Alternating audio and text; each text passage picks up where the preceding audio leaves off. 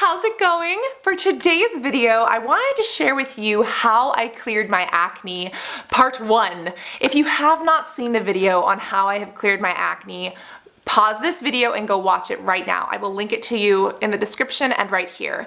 But in that video, I told you that I'm going to go in depth on each of the topics that I discussed and tell you exactly the products that I was using, what I've changed about my skincare, my diet, my hormones, my stress levels, etc. And in today's video, I want to talk to you about products. The products that have been working for me, the things that I cut out and stopped using, the makeup that works to make me look good or to break me out, and I wanted to really break those down. And let's just jump right into it. So one of the most profound things that I've done to clear my skin was no longer washing my face twice a day. I used to wash my face morning and evening with the most abrasive cleansers, chemicals, you name it. I sometimes would use a benzoyl peroxide or a salicylic acid wash. I would then go into a toner that sometimes had alcohol in it and really dried out my skin. I would use a serum. I would use a moisturizer. I would use an under eye moisturizer for bags and circles. I would use a sleeping mask. I would exfoliate in the shower. I would exfoliate with a Clairsonic once a week. I would use a chemical peel once a week.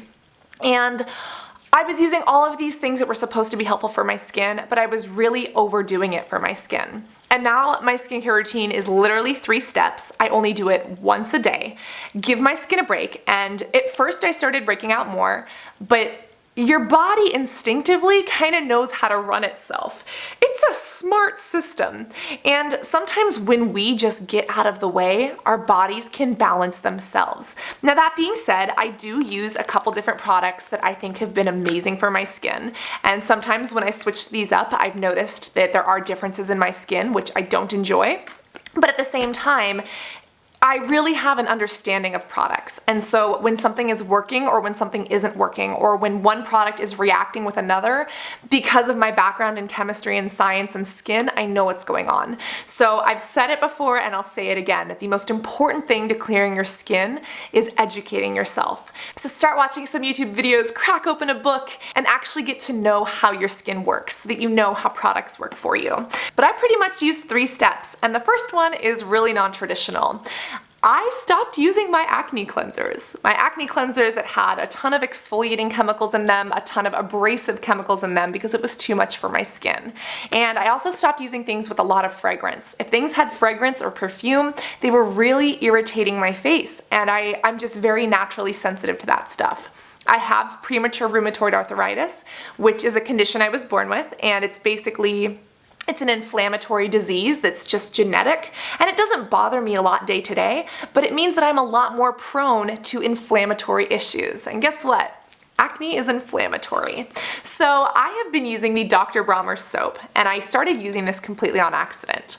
I was traveling and I ran out of, I think it was my Yes to Tomatoes cleanser.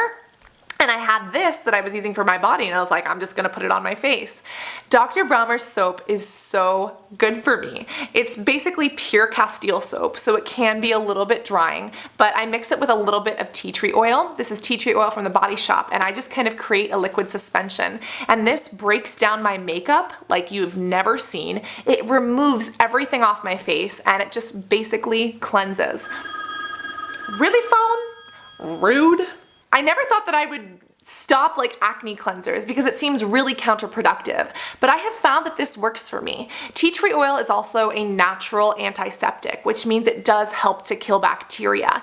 And because it's natural, it seems to work slower, but I've found that using more natural products in a slower way benefits my skin more overall. Because I was using harsh chemicals and I would see a result, but then it would irritate my skin, or it would dry me out too much, or it would cause redness or excoriation or over-exfoliation, which was just no fun. So this is something that has been wonderful for me. Another cleanser that I love, there is Juice Beauty. They have amazing cleansers. They're a little bit more expensive. Pixi has a couple of good ones as well, but just avoid the ones that have alcohol, because for me, alcohol really dries out my skin.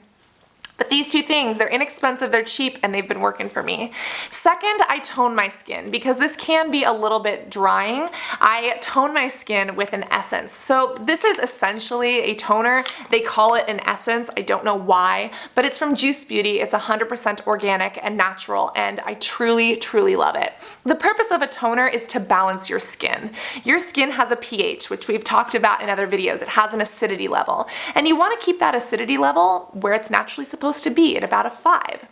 But sometimes the products that we use throw that way off, and people invented toners to balance that out. Unfortunately, mini toners can destroy your skin even more. I used to use the Proactive toner, which had literal alcohol in it that just dried the hell out of my skin.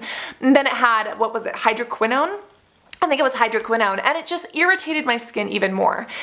The purpose of a toner is to balance your skin, and this one from Juice Beauty truly brings my skin back into balance. The base of this product is Soothing Aloe, which hydrates and calms down the skin and then lets the active ingredients kind of get to work. On the box it says it's got organic apple juice, which is a malic acid, which can help lightly exfoliate but also really help retain moisture and plump up the skin. It's got licorice extract, it's got vitamin C. Most of the ingredients are certified organic. I absolutely love this stuff, and it is so calming and balancing for my skin. Now, one of my favorite drugstore options is from Pixie Beauty. This one is a glycolic acid solution, and it has aloe vera and ginseng, which again is super, super relaxing to the skin. Also, this Pixie Beauty one does not have the alcohol in it because the alcohol is drying. It has witch hazel, which is very natural for the skin. This one I like a little bit more because I think the pH is closer to my skin, but it's also a bit more expensive. This is the one that I use to get rid of my blackheads. If you want a video on how I actually shrink my pores, I'll do a video on it, but this was one of the quintessential steps. But this is just a drugstore version. My favorite has been the Juice Beauty. Lastly, it is time to moisturize, and my moisturizer has totally 360'd. You know all of the moisturizers I used to use. Some of them would have benzoyl peroxide, some of them would have sulfur, which is drying, some of them would have different acids. And when it comes down to it, your cleanser is meant to cleanse your skin. It's only on your skin for maybe 3 minutes, so how much can it actually do? Your toner and your moisturizer are literally on your skin for 8 to 10 hours a day. So this is where the actual work is going to be completed and where you're actually going to see results. So that being said, I stopped using all those moisturizers with those hard abrasive products, and at first my skin kind of freaked out, and then guess what? It did something amazing.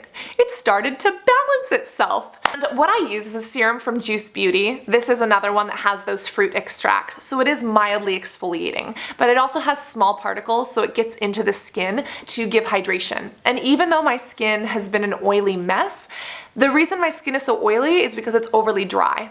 When you get out of the shower, you can check your skin. And if your skin feels tight and papery, that means you have dry skin. And then your skin overproduces oil as a way to compensate for that, which is exactly what was happening to me. If you get out of the shower and your skin feels like cookie dough, you probably have naturally oily skin. But my skin was so oily because I was so dry, and I just never even realized it. So this has been amazing, but sometimes it's not enough. So I actually marched myself down to Trader Joe's or even Whole Foods and purchased jojoba oil. Now, again, this sounds completely counterintuitive, like oil for acne? Oh my god, that's terrible. And it's true. If you use the wrong oil, if you use like coconut oil or something, that can destroy your skin. It can clog your pores because the molecules are too large, they can get clogged, they can create a cement-like texture. Let me show you, I brought this book, I'm going to show you. We've talked about this in so many videos.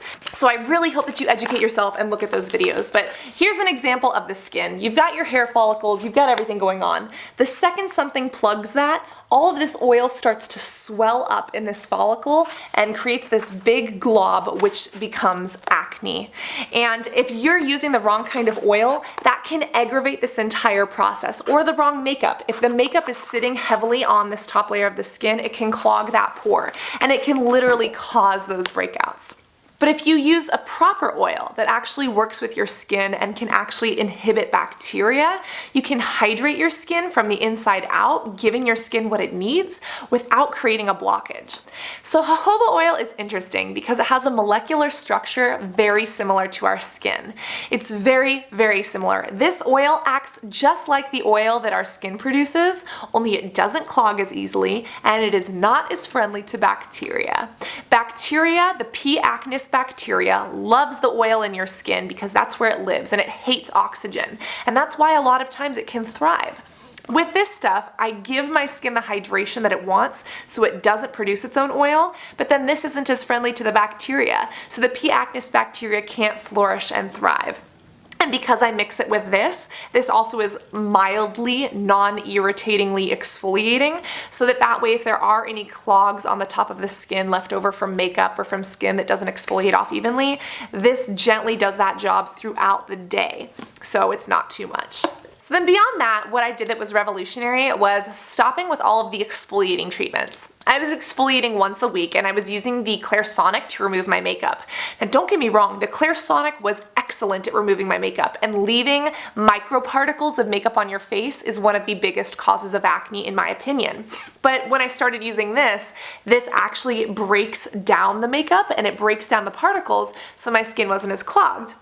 And I realized that even if I'm removing my makeup with a Clairsonic, that's still exfoliating and, working at the skin. And I use the acne brush, I use the sensitive head brush. And all in all, I love the Clairsonic, but it was just too much for my skin. I started using the Dermaflash, which was something that I used to actually get rid of my facial hair.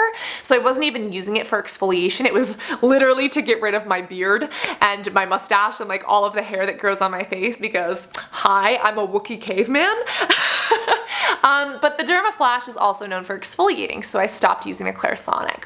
And when I did that, my skin was able to really just take care of itself. I use this only about twice a month, and it does mildly exfoliate. It is not an abrasive exfoliator. It doesn't hurt at all. You're supposed to hold the skin tight, but I just, it's just one of those tools that we use to get rid of the hair on our face. But using that instead of the Clairsonic and just stopping the cycle of over-exfoliation was huge for me. Also, what about face masks?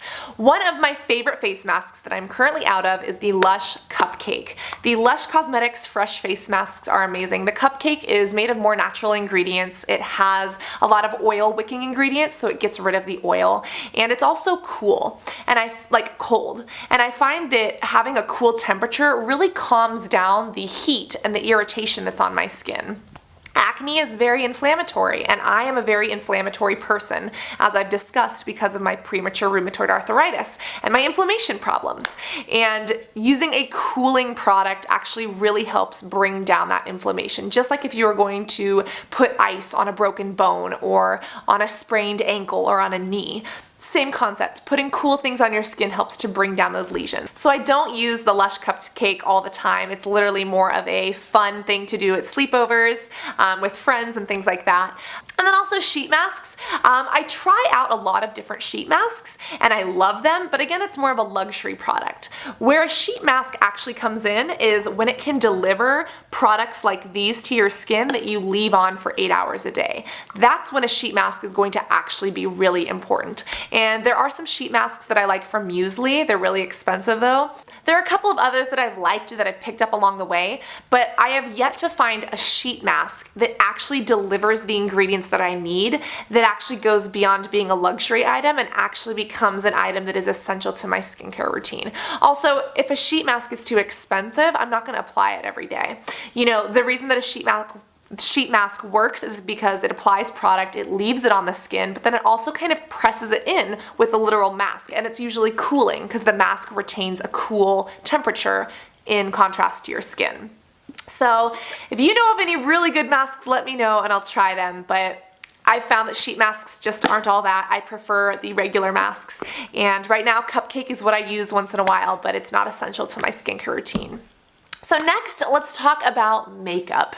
Makeup has been huge for me. And some dermatologists will tell you that makeup won't break you out, other people say it will. And even if a product says non-comedogenic, let's dive back into our book again. And again, if you haven't seen my videos talking about this, I will link them to you. You need to educate yourself. You need to educate yourself on how your skin works. Here's a diagram of the skin.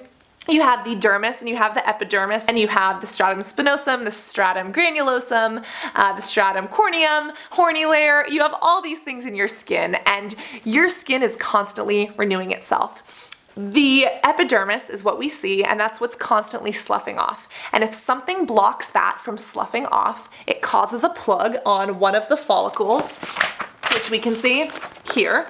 And one of these follicles, when it gets plugged, the sebum keeps on being produced, but it has no way to escape. So it creates a pimple or a cyst or a nodule. And if there's inflammation involved, then that is considered a characteristic of folliculitis. And then there's bacteria and it's considered acne. But anything that is clogging that pore can cause acne. So even if a product says non-comedogenic, if you're putting makeup on and it's like a thick paste and you don't wash it off at night and it stays on there and it's creating a plug, your skin is going to break out. So even if you use non-comedogenic makeup or comedogenic makeup, as long as you remove it properly, you'll be a bit more safe. Now, comedogenic means a comedone is another word for like a pimple, and comedogenic is a term that dermatologists use to describe something that causes acne. Non-comedogenic means these ingredients won't cause acne, or they shouldn't. But again, if you have a physical blockage, it will. So removing your makeup is huge. And if you just remove your makeup at night, you're looking in the mirror, you're like, oh, I'm good, your makeup might not actually be gone. Take a little pad or a toner and actually wipe it across your face. If color comes back, there is still makeup on your skin. And even if that comes back clean, there could still be micropigments, microparticles of makeup that are stuck and lodged into your skin that can cause blockages and cause irritation. That's why I love this stuff, even though it's not like meant to be skincare. It's literally, this breaks down makeup. It is Castile soap. It breaks down the particles of makeup and gets them off my skin better than any Clairsonic or any like wipe and things like that have done. The oil cleansing method is also very helpful. Oil breaks down makeup amazingly. Literally, go to the store, buy yourself a $3 bottle of olive oil, pour it into a cup, use it to remove your makeup, and then just make sure that you use a cleanser to remove the olive oil off your face. But that will break down waterproof mascara, lipstick, you name it. And you need to make sure that you're using makeup that works for your skin. Now, when it comes to that, there are also certain brands that I found irritated my skin. I've already done a video on the 3 cosmetic ingredients that you should avoid, but even in non-comedogenic makeup or foundation, there are ingredients that will break out my skin. Sometimes I find that certain derivatives of silicone, such as dimethicone, sometimes break out my face. I've heard that dimethicone and silicone can kind of change your hormone balance and can be an endocrine disruptor. So is that why? I don't know. There are certain oils, again, if you're not using the right oil, there are bad oils in skincare that can cause irritation. Even certain products such as mineral makeup. There is a mineral called bismuth oxychloride that's in a lot of mineral makeup, and people apply that. They're like, oh, it's mineral makeup, but this bismuth oxychloride is made in a lab and it has a structure that can actually damage your skin. So when it comes to it, I've just had to play around with cosmetics, understanding first off which ones work for me, which ones don't, and then what's in them that's causing that. And again, this is why education is so key. Turn around those labels, look at what's in there, create cross-references with your other products so that you can actually find out what is and isn't working for your skin. I'm going to insert a clip right here of a lot of the foundations that I like and that have not broken out my skin.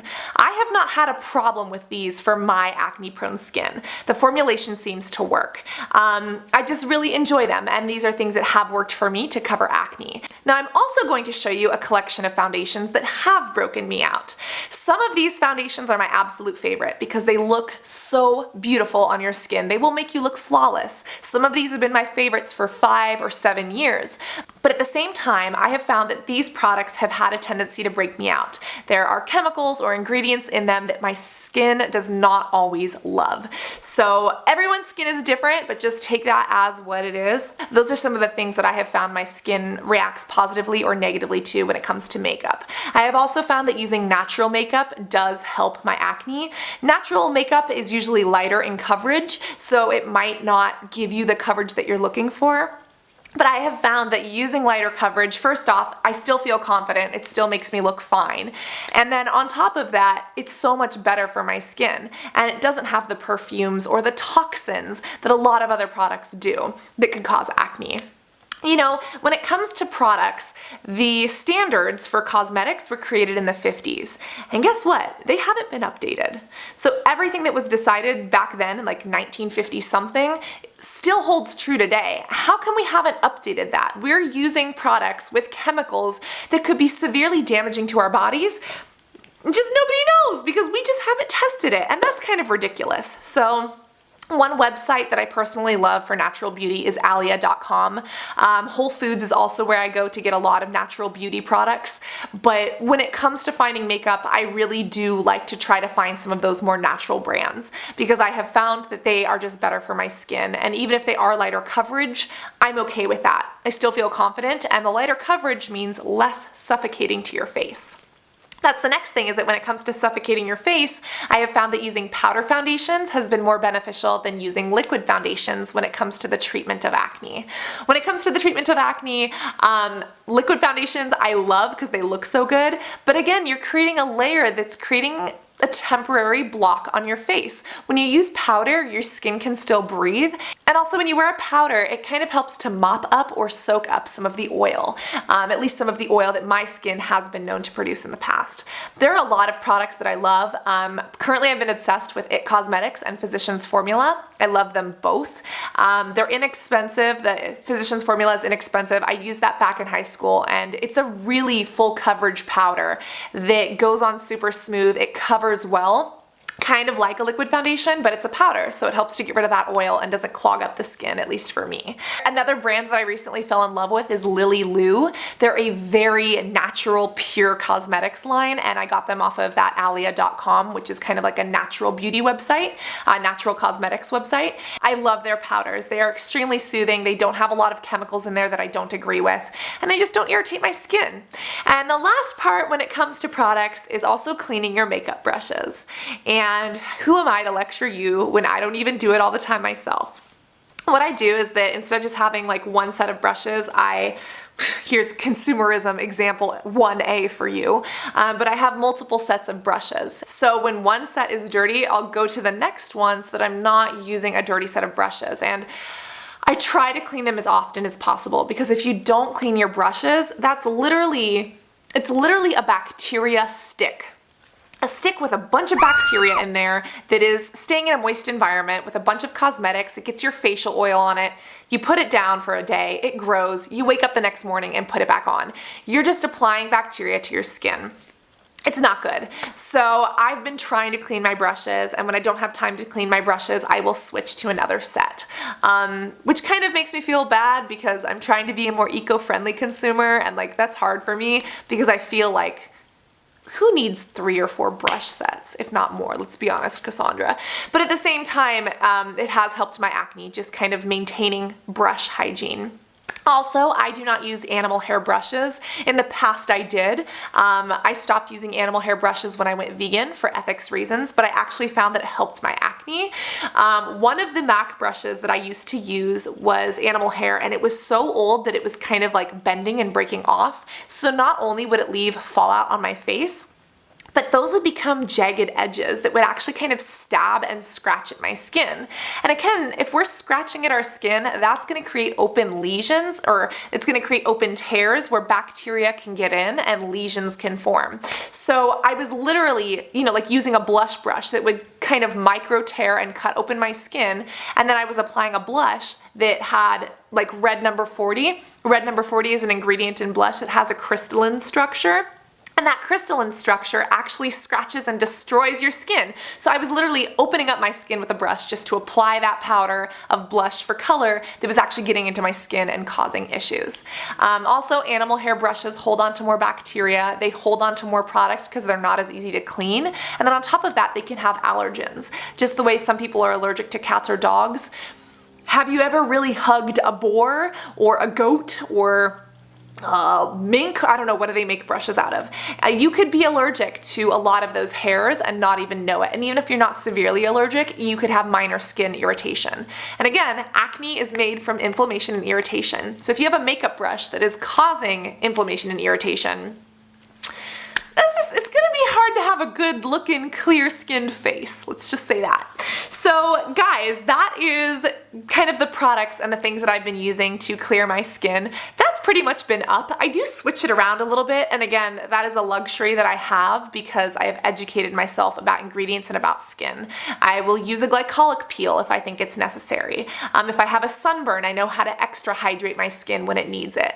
And I kind of check in with myself. I see how my skin and my body is feeling, and I know how to treat it properly now. And that's something that comes with education. I will link other videos that may be helpful to you in the bottom tab below. Please go check that out because education is huge. Know your skin so that you can treat your skin. And I will also link the other videos that are a part of this series because skincare is just one small part. You know, especially when I was growing up, I thought that if I just get the magical skin formulation and the right products, then everything will work out for me. But to be honest, your body is this amazing thing that is all connected. There is so much more to acne than just skincare. Skincare is one of the tiniest pieces of the puzzle. Your diet, your emotional health, the way you exercise, your nutrition, your toxins in your environment, there is so much more that has a bigger impact on your acne than just the products that you're using. You could use the perfect products that work for you every time, but if something else is still going haywire, you're not curing the actual cause of the acne.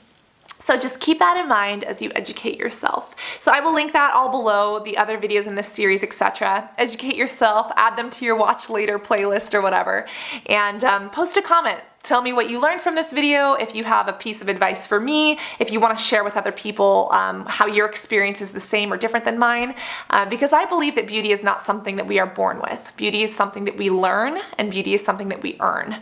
And we learn it from educating ourselves and questioning what beauty truly is and kind of growing into that. And we also earn beauty by loving ourselves and helping other people and making the world around us a more beautiful place. So that being said, I hope that you know that I love you so, so dearly. I hope that you are having a beautiful day and found this video really valuable to you. So yeah, I will link you to the other videos in this series, and I can't wait to see you in the next one. Love you guys. Bye.